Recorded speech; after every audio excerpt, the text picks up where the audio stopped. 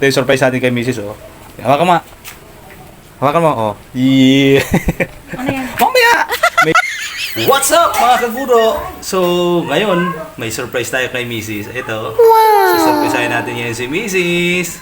Samahan niyo ako mga kaguro. Tingnan natin kung ano ang kanyang magiging reaction. Saan galing? Sa school. May surprise ako sa'yo. Pero siyempre, bago ko ibigay sa'yo yung surprise, dapat ay, siyempre, pag may surprise, dapat may piring. Diba? Oh. May surprise ako. Piring. Piring ka muna. Kailangan ay nakapiring. O, sige. Hindi yan. Wala. Sabay nalagay yung piring. Sige. Yan. Lagay mo dyan. Yan. Piring. So, siyempre. Oh, okay na.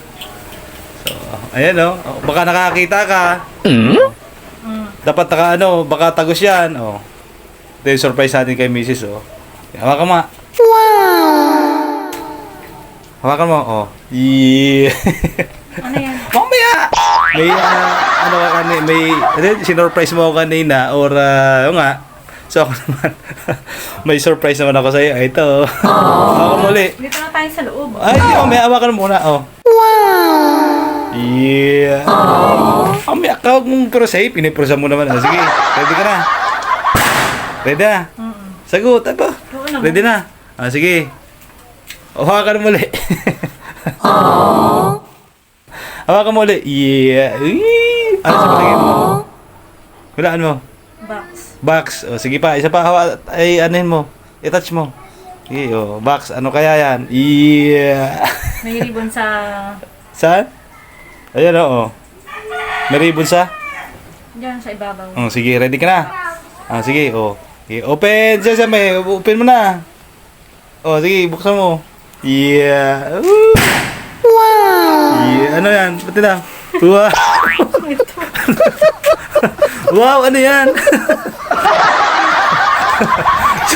So, pakibukas ng pinto, papasok kasi sa pinto. Ayan, yan. Buksan mo, yan. Diba, ikaw ang taga-bukas ngayon ng pinto. Ayan, okay. Pasok na kayo mga kaguro. Yun. Kala mo ha. Ano masasabi mo?